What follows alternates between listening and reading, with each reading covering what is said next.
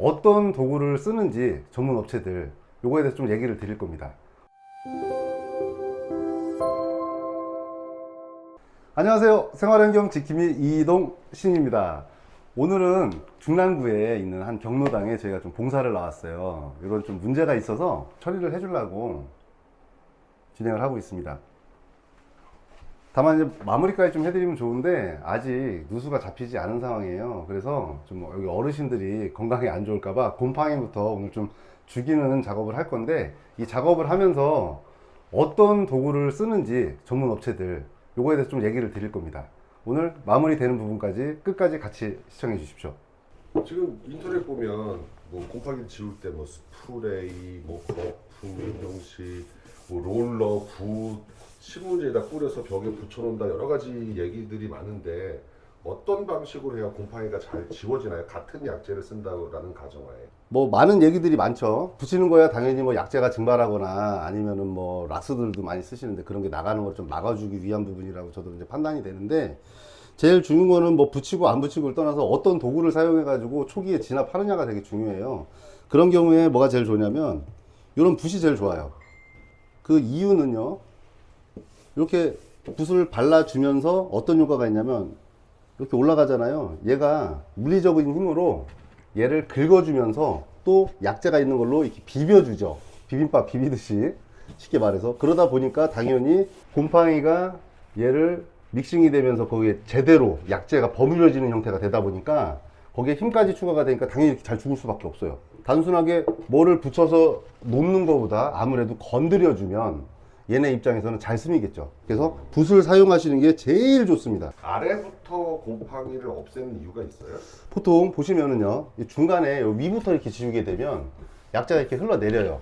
근데 내리는 것까지는 좋은데 내리다 보니까 어설프게 죽여 있는 게 다 죽였다고 생각하거나 죽이는 면에 대한 부분을 놓칠 수가 있어서 아래부터 흘러내리지 않는 위쪽으로 해서 꼼꼼하게 확인하면서 올라가는 게 그래서 좋습니다. 자, 보시면은 붓을 쓰시는 게 제일 좋다고 말씀을 드렸잖아요. 그런데 잘 보세요. 붓을 막 휘두르면 이 포자 지금 날리는 거 보이세요?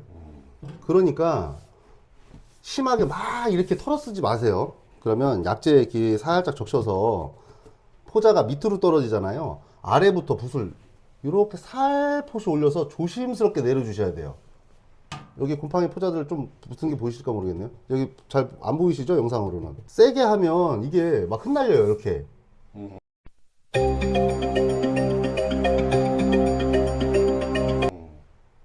찍혔으면 좋겠습니다. 보였어요. 그러다 보니까 빗자루 쓰듯이 막 쓰는 게 아니라 아래서부터 위로 감싸 올라가 가지고 이렇게 해서 아래로 살짝 문대만 주세요. 급하게 털어 쓰듯이 붓을 빗자루 쓰듯이는 하지만 그렇게 너무 심하게 쓰지 마시라는 거예요. 그거 유의하셔야 됩니다. 제가 붓을 이렇게 쓰라고 말씀드렸잖아요.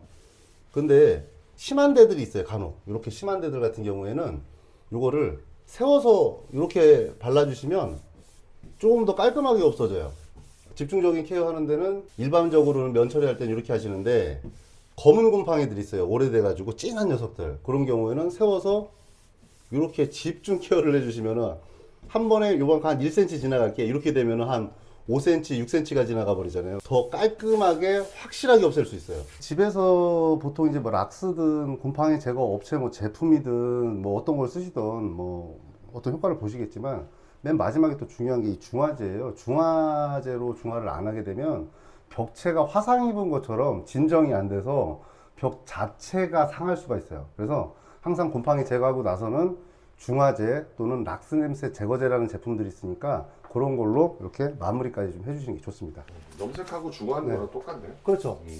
단순하게 곰팡이 제거만 잘 해서 되는 게 아니에요. 안 그러면 곰팡이 때문에 안 상하게 하기 위해 했던 건데 오히려 곰팡이 제거제나 락스 때문에 벽이 상할 수 있으니까 이렇게 중화제를 같이 사용하시는 게 좋습니다.